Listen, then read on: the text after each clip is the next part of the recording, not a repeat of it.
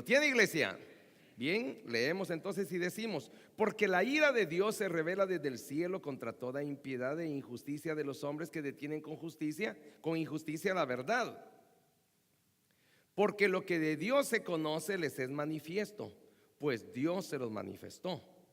Porque las cosas invisibles de Él, su eterno poder y deidad, se hacen claramente visibles desde la creación del mundo, siendo entendidas por medio de las cosas hechas, de modo que no tienen excusa.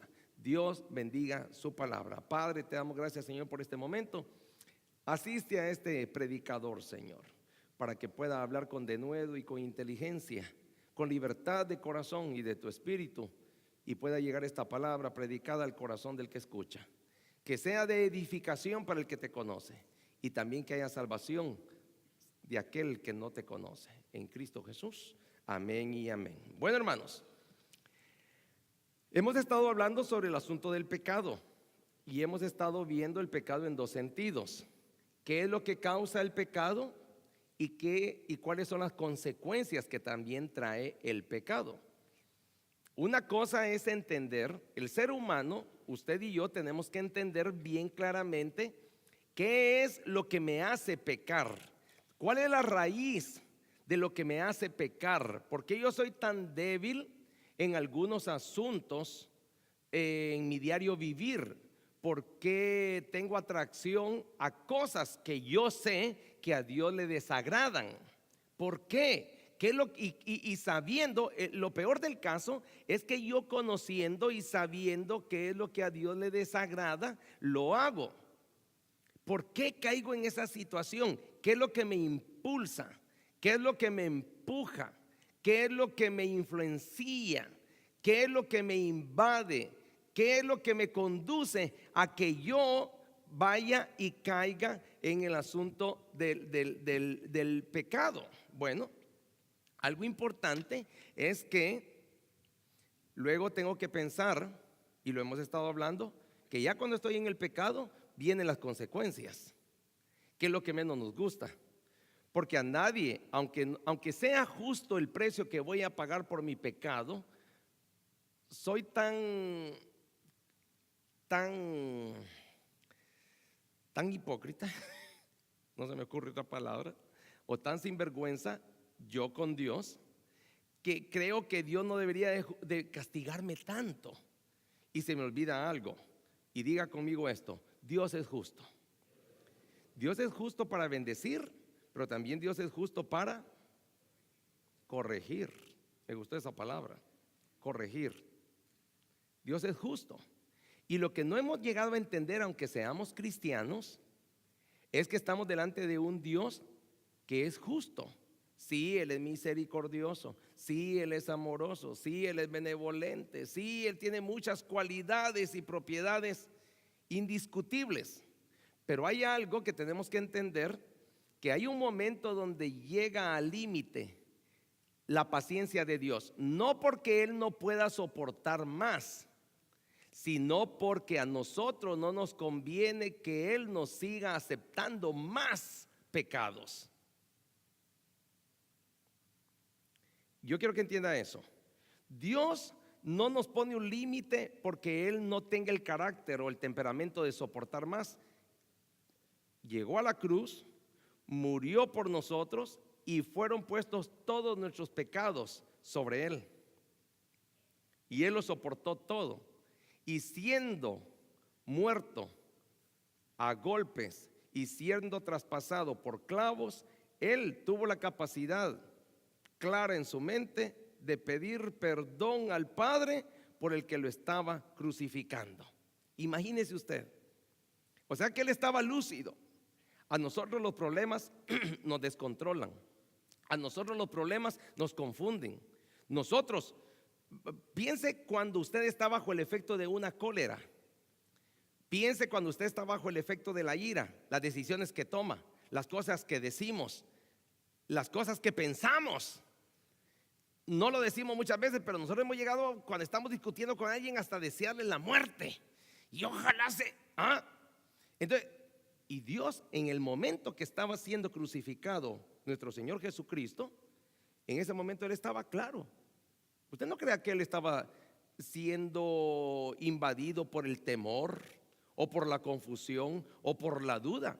Él sabía que estaba haciendo lo correcto. Dios siempre hace lo correcto. Dice amén, hermano. Entonces tenemos que entender algo.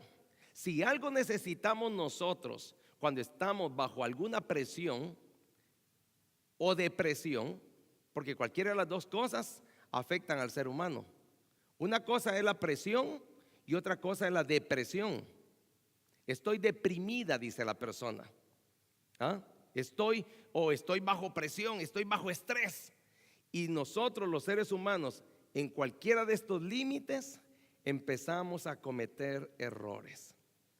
Caemos en el pecado y luego vienen las consecuencias del pecado. Y nosotros entonces nos sentimos perdidos. El sermón de hoy le hemos titulado Estamos perdidos. Están perdidos. ¿Por qué están perdidos? Bueno, el pasaje que leímos anteriormente indica que la ira de Dios contra los perdidos es absolutamente justificada. Diga conmigo otra vez, iglesia, Dios es justo. Dios no hace nada porque sea malo, iglesia. Aun cuando Dios me corrige, como decíamos hace un rato, aun cuando Dios me disciplina, aun cuando Dios me castiga, Él está siendo bueno y me está dando exactamente no solamente lo que merezco, sino que también lo que me conviene. Y muchas veces sentimos, cuando está cayendo la prueba, cuando está cayendo la disciplina en nuestra propia vida, sentimos como que Dios se ha extralimitado demasiado con nosotros. Y pensamos muchas cosas que lejos de darnos libertad y traer paz al corazón, nos complica más la relación con Dios. Y empezamos a cometer detrás de un error, otro error. Cometemos un pecado y viene detrás otro pecado. Y venimos y metimos una mentira y la mentira trae otra mentira. Y el problema se va agrandando. Y nosotros tenemos que detenernos. Usted tiene que aprender a detenerse.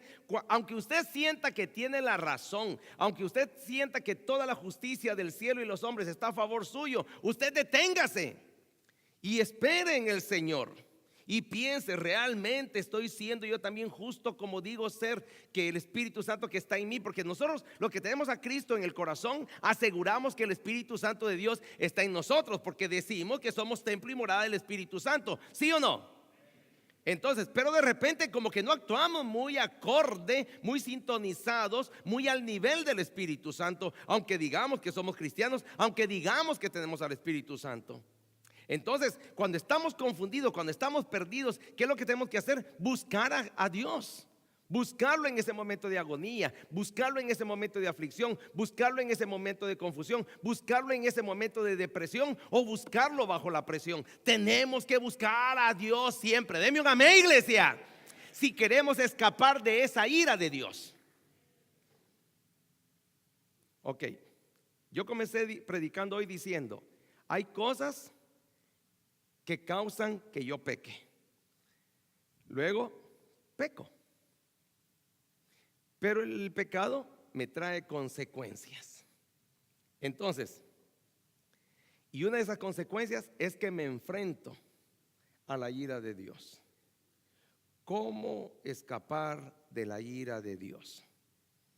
Esa es la clave. Esa es la solución de lo que vamos a hablar hoy.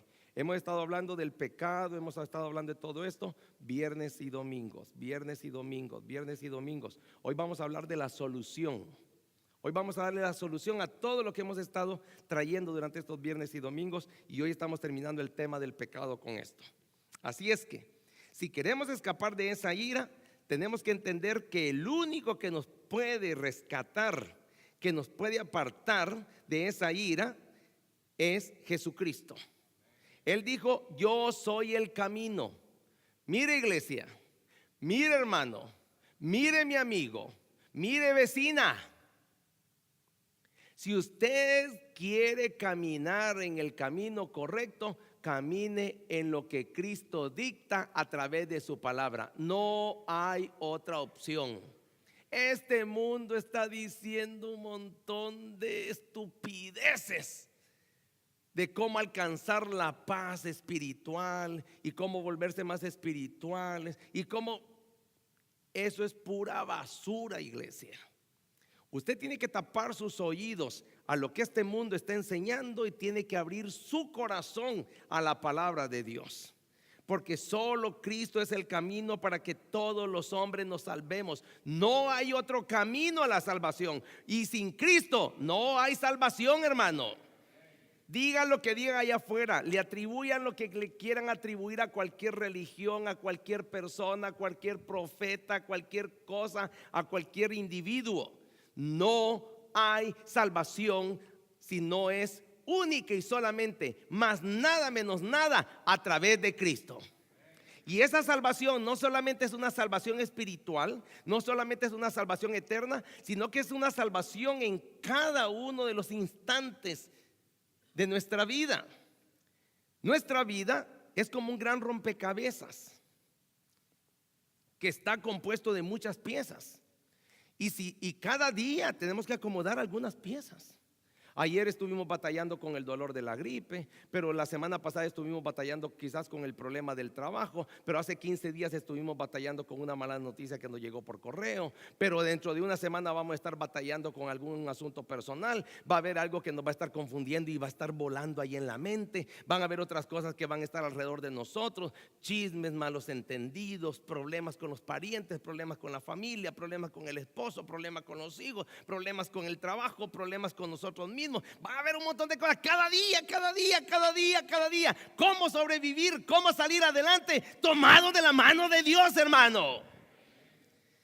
Cuando una persona no está tomado de la mano de Dios, lo primero que hace es recurrir a cosas que lejos de ayudarle lo van a perjudicar más.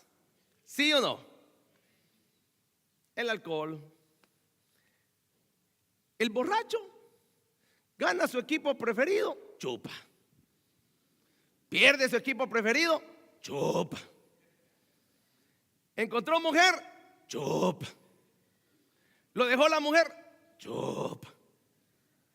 Tiene trabajo y como ya tiene dinero, chupa.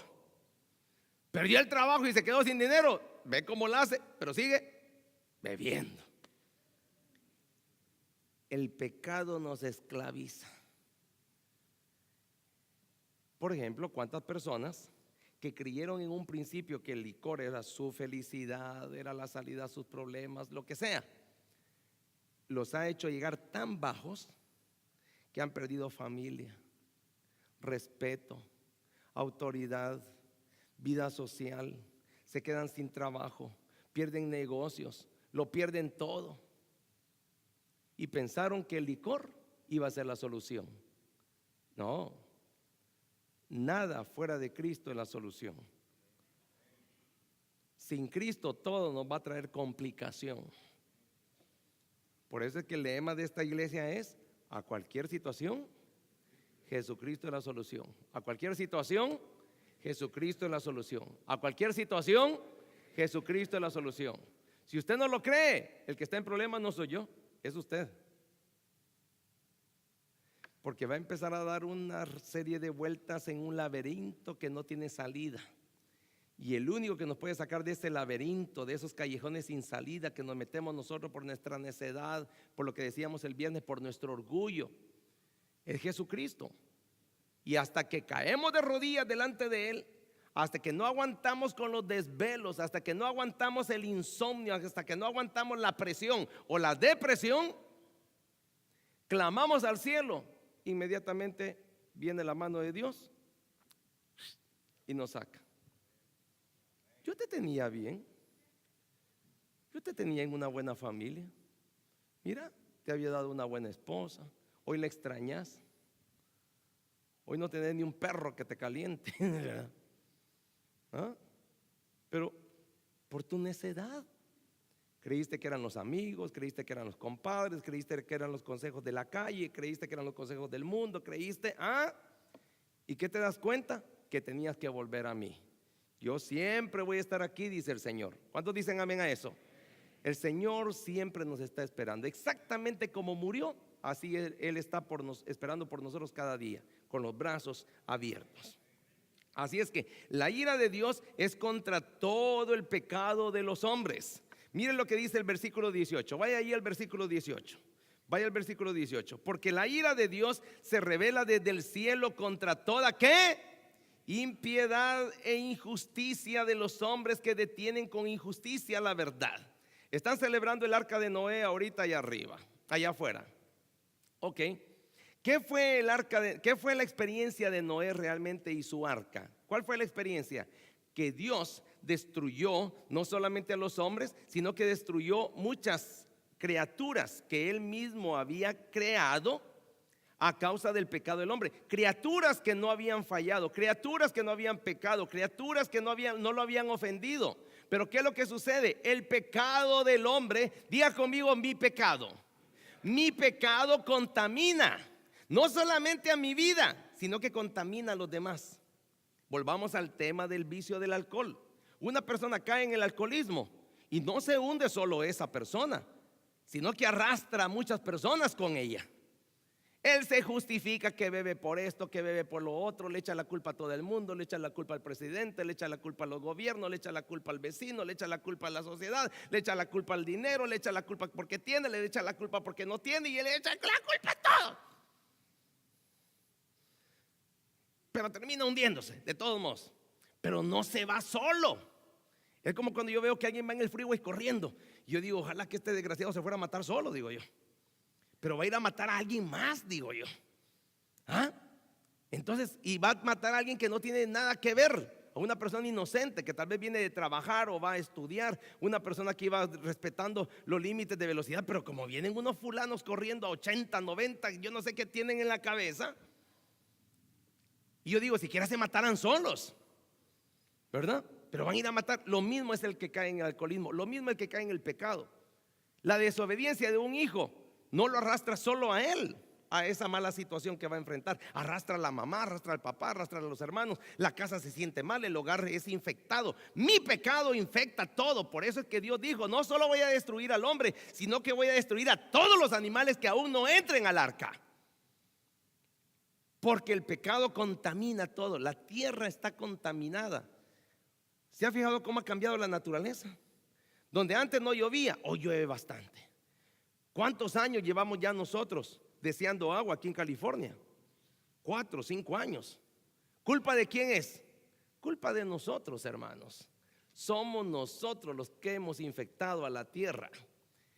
Y conociendo, y lo peor del caso es que conociendo la verdad de Dios, nosotros preferimos seguir ignorando la palabra de Dios y seguimos obedeciendo a nuestra mala manera de pensar. Porque la ira de Dios se revela desde el cielo contra toda impiedad e injusticia de los hombres que detienen con injusticia la verdad. La ira de Dios, preferimos hablar del amor de Dios, de su gracia, de su misericordia, pero no nos gusta cuando Él es justo con nosotros. Y nosotros creemos, Dios es justo. Sí, espérese. Cuando Dios es justo, tiene que entender que Dios no solamente va a ser justo para cuando me conviene, sino que también para cuando no me conviene. Pero nos gusta hablar del amor de Dios. Es que Dios es bueno, es que Dios es amoroso, es que Dios es misericordioso. Pues sí, pero con los que se portan bien. Vamos a ver, fíjese la pregunta que le voy a hacer. Y no somos Dios, pero tenemos aquí un poco de requesón que nos hace pensar un poquito. ¿Cuántos de los que están aquí son padres o madres de familia? Levanten la mano. Ok, los que son padres o madres de familia. ¿Cuántos de ustedes premian a sus hijos cuando se portan mal? Levántenme la mano. Allá una hermana premia a su hijo cuando se porta mal. Creo que no entendió bien la pregunta, ¿verdad? Ok, voy a volver a hacer la pregunta. ¿Cuántos de nosotros, padres o madres de familia, premiamos a nuestros hijos cuando se portan mal? Levante la mano. Si nosotros, que somos carne, hueso y sangre, sabemos aplicar las reglas de manera justa, porque sabemos que es injusto, si nosotros premiáramos a un hijo o a una hija cuando se está portando mal, ¿sí o no? ¿Qué hacemos cuando un hijo se porta mal o una hija? Si no lo disciplinamos de alguna manera con vara, tal vez ya pasó la edad de hacerlo, ya crecieron más, por lo menos le pegamos una exhortada y le recordamos todo el rosario, ¿verdad? Y lo amenazamos y le decimos y un montón de cosas. Tal vez de todo lo que decimos no lo vamos a cumplir. Si me llegas a salir embarazada, vas a ver, te voy a echar de la casa y te voy a hacer esto y no te voy a reconocer más como hija. Y naciendo el bichito, ay, qué bonito, ¿verdad? Se parece al abuelo, ¿verdad? Así somos. Pero por lo menos sabemos que tenemos que de alguna manera tratar de ser justos en nuestra forma de educar a nuestros hijos. Si yo que soy torpe, yo que soy necio, yo que soy humano, yo que soy pecador, yo que fallo, trato de ser justo, cuánto no más Dios, que es perfecto, que es sabio, todo lo sabe, que todo lo puede, en ninguna cosa falla, no va a ser más justo todavía. Y Él es justo no solamente cuando me bendice, sino que también es justo cuando me disciplina. Entienda eso, hermano. Es mejor que entienda eso para que usted salga, y yo también, todos nosotros salgamos poniendo nuestras barbas en remojo. Porque llega el momento en que Dios dice, ya no me conviene. Es más, ya no te conviene a ti que yo te siga perdonando.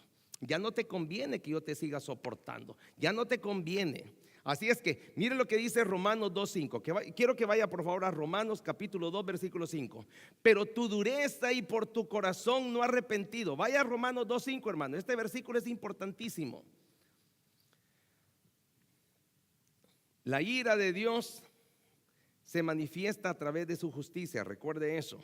Romanos 2:5 dice, pero por tu dureza y por tu corazón no arrepentido, atesoras para ti mismo ira para el día de la ira y de la revelación del justo juicio de Dios. Va a venir un juicio para toda la humanidad. Así como vino un juicio para los tiempos de Noé, así va a venir un juicio también para nosotros, para todos los que estamos aquí, tanto para el que escucha como para el que se tapa los oídos. Hay personas que piensan que porque se esconden de Dios, Dios no los ve. Hay personas que piensan que porque ellos ignoran a Dios, Dios los ignora a ellos. No, hermanos, todos, diga conmigo todos, sin excepción, hasta el más maldito de los hombres, hasta el más pecador de los hombres, todos fueron criados por Dios. Perdón, quiero decir creados por Dios. Y Dios esperó hasta del más desgraciado, hasta de un Hitler y un Al Capone, esperó que esos hombres se portaran bien. Y si en algún momento pecaron, Dios siempre estuvo esperando que rectificaran en su camino, lo corrigieran y se volvieran a Él. De alguna manera yo le aseguro que a cualquiera de estos malvados, en el que usted está pensando, no, espérese, peor que Hitler y que Al Capone, mi suegro, no, eso no. Pero Dios siempre espera que su creación se redima a través de su palabra. Él dijo, yo soy el camino y yo soy la verdad. Eso fue otro asunto importante. Entonces, pero viene el Señor y dice, te mandé mensajes, te mandé pruebas, te mandé sueños, te mandé predicaciones, te mandé cosas que te hablaban de mí. Tú no puedes decir, por muy malvado o malvada que eras, no puedes decir que no despertaste alguna mañana pensando en mí. Hasta el ateo más grande piensa en Dios, ya sea para aceptarlo o para contradecirlo, ya sea para bendecirlo o para maldecirlo, pero hasta el ateo más grande del mundo piensa en Dios, ya sea para aceptarlo o para negarlo. Pero todo hombre piensa en Dios, porque eso es algo instintivo en el ser humano. Entonces, el significado de la ira de Dios es la acción de castigar el pecado y es la apropiada reacción contra el mal. Ahora, fíjese bien, yo siempre discuto un poquito esta situación. Lo he hecho en la universidad y lo hago con los compañeros y otros pastores. La gente siempre se zafa diciendo, es que Dios odia al pecado, pero ama al pecador. ¿Es cierto o no es cierto? Pero ¿a quién manda al infierno? ¿Al pecado o al pecador? Entonces, espérese, deténgase. Cuando yo acepto el primer énfasis, cuando yo acepto la primera aseveración, yo lo que estoy diciendo y estoy tratando de buscar una excusa, como buscar una licencia, un permiso para yo pecar y darle rienda suelta a todos mis malos deseos. Entonces, porque Dios ama al pecador, pero odia al pecado. Sí, papá, pero a quien va a mandar al infierno es a vos, no al pecado. El adulterio al infierno, no, el adúltero al infierno. ¿Ah? Entonces es importante ver que Dios no es tonto. Tengamos cuidado. Yo no sé en qué Dios ha creído usted, pero en al Dios que yo le estoy predicando es el Dios verdadero, es el Dios santo que todo lo puede y no hay otro como Él. Así es que la revelación de la ira de Dios se da a conocer desde el cielo, dice. Ojo con esto. ¿Habrá alguno aquí que alguna vez no se ha asustado con algún trueno? ¿Con algún relámpago? ¿Ah? Más de alguna vez nos ha asustado. Ay, llegamos a acostumbrarnos, ¿verdad? Yo en mi país, en El Salvador, en Guatemala, me imagino que es igual, en México, llueve como Dios manda. No, hombre, allá llueve y caen burros, caen sapos, caen culebras, cae la suegra. No, ¿qué pasó? Sí, todavía siempre me meto ahí, no sé por qué. Entonces cae todo, ¿verdad? Sí, hombre. Y de repente, santa cachucha, ay, se le aflojan los calcetines a uno bueno, ahí Dios está mostrando algo. Alguien dijo, cuando el cielo truena es porque mi Dios está hablando y nos está haciendo entender algo, que nosotros somos efímeros, somos como humo. Hoy estamos y mañana no. Somos como este chasquido frente a la eternidad de Dios. Aunque yo viviera 100 años, mi vida es como un chasquido de dedos en las manos de Dios. Hoy estoy y mañana ya no voy a estar. Así somos todos. Por eso es importante tomar en cuenta la revelación de Dios. La ira de Dios es merecida debido al hecho de que los incrédulos saben que están violando los mandamientos de Dios.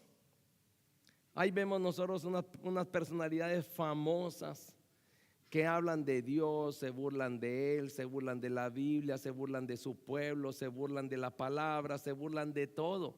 Va a llegar el momento, mire, a cada chompipe se le llega su Navidad. Los que no saben hebreo, cada pavo. A cada pavo se le llega su Navidad. A cada pavo se le llega su Thanksgiving, ¿verdad? Entonces, todos vamos a comparecer delante del juicio de Dios. Todos, sin excepción. Entonces los paganos tienen un conocimiento innato, natural, propio, instintivo acerca de Dios. Este conocimiento es el que los impulsa a hablar de Dios, ya sea para bien o para mal, como le decía, sea para aceptarlo o para negarlo. Yo recuerdo cuando yo quizás tenía como unos 16, 15, 16 años. Yo recuerdo que de loco yo dije, no, yo ya no creo en Dios, dije.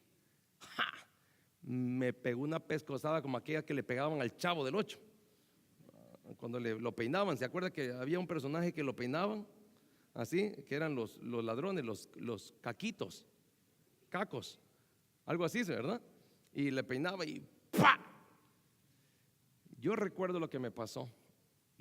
Hermano, yo había sido muy creyente siempre, en una mala religión de ídolos, pero ahí había nacido yo y esos fueron mis primeros conceptos de Dios. Mal o bien, yo venía de alguna manera caminando bonito, caminando derechito, pero de repente se presentó delante de mí el árbol de la ciencia, del bien y del mal, y se me apareció la serpiente y me dijo, ¿quién te ha dicho que no puedes comer del árbol?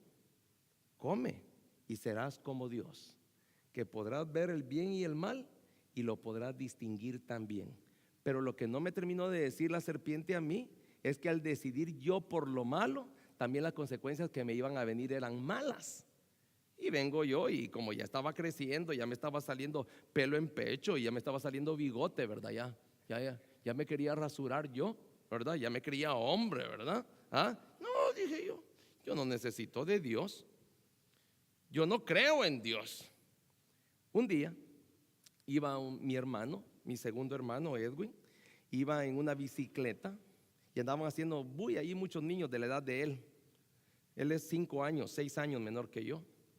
Entonces, y muchos muchachos andaban. Yo no sé de dónde bendito sale un ladrillo. Un ladrillo, la mitad de un ladrillo era de una casa. Quizás el vecino estaba fastidiado del ruido de los muchachos y tira y no le pudo ir a caer a otro lado más que a mi hermano en el lado derecho. Le quebró el frontal, le quebró aquí el pómulo y tras de eso él perdió el control, trató de mantener el equilibrio de la bicicleta y estaba un camión parado frente a él y fue a quebrarse la otra parte izquierda y se desprendió la retina y se hizo pedazo la cara del golpazo que se dio. Cuando me fueron a llamar que a mi hermano le había pasado eso, yo recuerdo que cuando yo llego al lugar donde mi hermano estaba lleno de sangre, yo no le lograba ver la cara a él, mi mamá estaba ya sosteniéndolo. Y mi mamá me vuelve a ver a mí y lo primero que me dice es: mira, me dice, lo que has hecho por decir que no crees en Dios. Yo no puedo asegurarle que era mi culpa o que realmente fue mi posición la que hizo que ese accidente sucediera. Pero yo había afectado tanto con mi pecado a mi casa que la única conclusión que llegó mi Santa Madre fue culparme a mí por mi incredulidad, por mi ateísmo, y que eso había llegado a causar una consecuencia dolorosa a toda la familia y hasta a mi propio hermano. Cuando mi mamá me dice eso, yo no sé cómo bendito, yo entendí lo que me estaba diciendo. Yo recuerdo que en ese momento no estaba mi papá, él se había venido para los Estados Unidos, vivía en Nueva York, y yo fui a buscar a un señor, a un vecino mío, a don Manuel Mejía, y le pedí a don Manuel que me ayudara y que me prestara su vehículo para llevar a mi hermano al Hospital Rosales.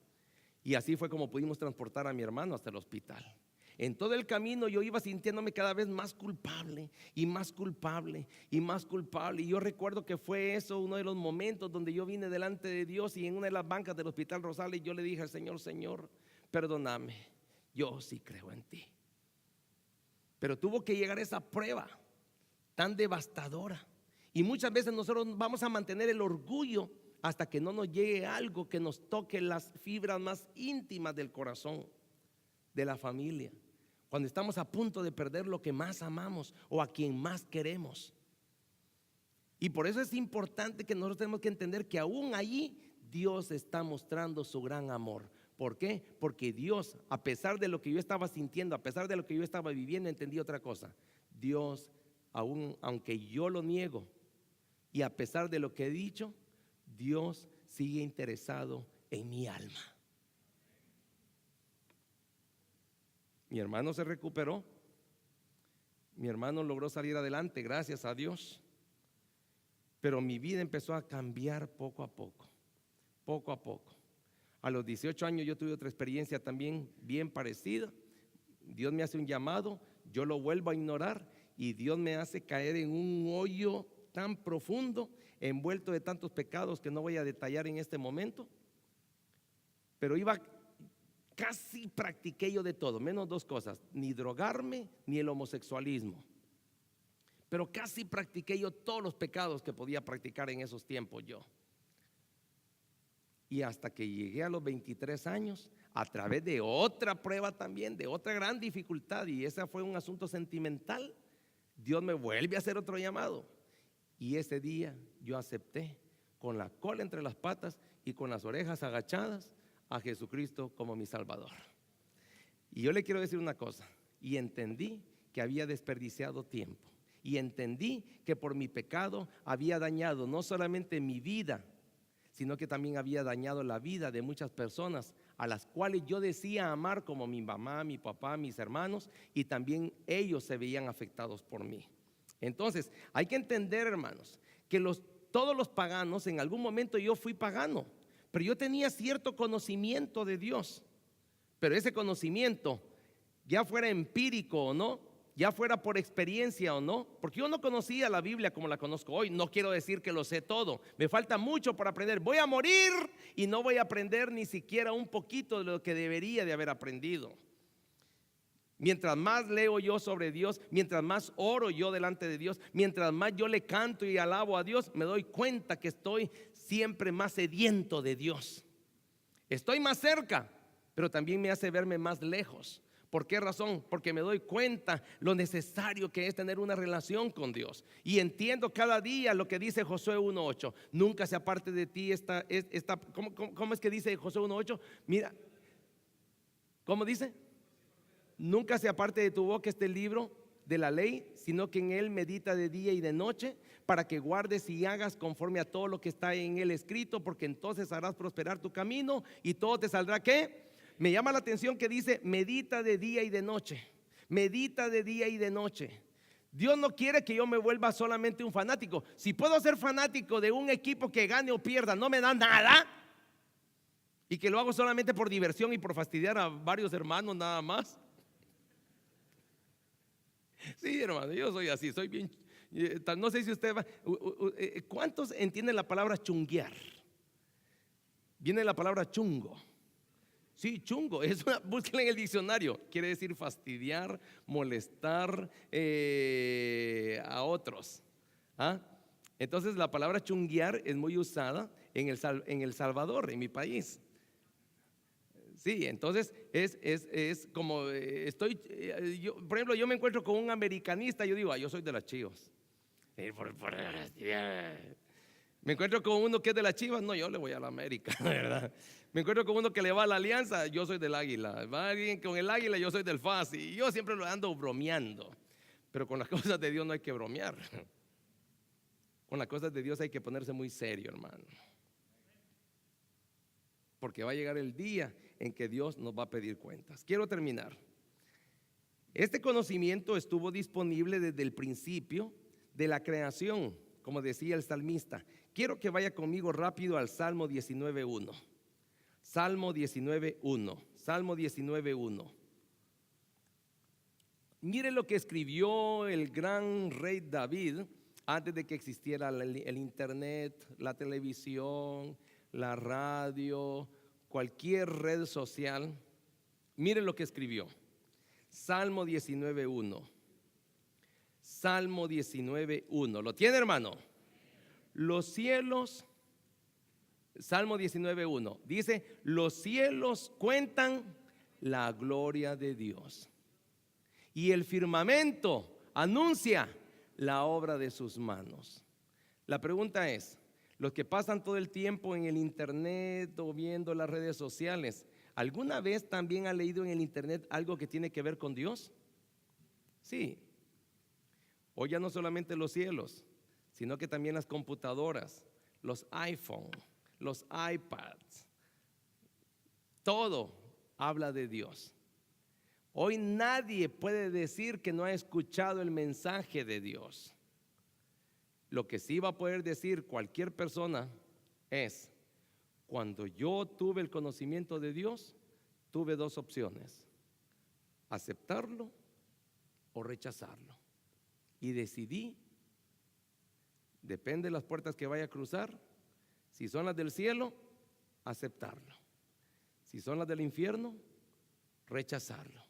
Pero cada quien va a pagar por el justo juicio de Dios, que va a estar sometido única y solamente a la decisión que usted y yo podamos hacer hoy. Si usted se siente perdido, mi amigo o mi amiga, yo le recuerdo lo que dice Juan 3:16 también. Todo aquel que en él cree, ¿quién? Cristo, no se pierda, mas tenga vida eterna. ¿Usted quiere tener asegurada su salvación? ¿Usted quiere dejar de sentirse perdido en esta vida? Acuda a Jesús. Él es el camino, la verdad y la vida. Y nadie viene al Padre si no es por Cristo Jesús. Deme un amén, hermano. Padre, gracias.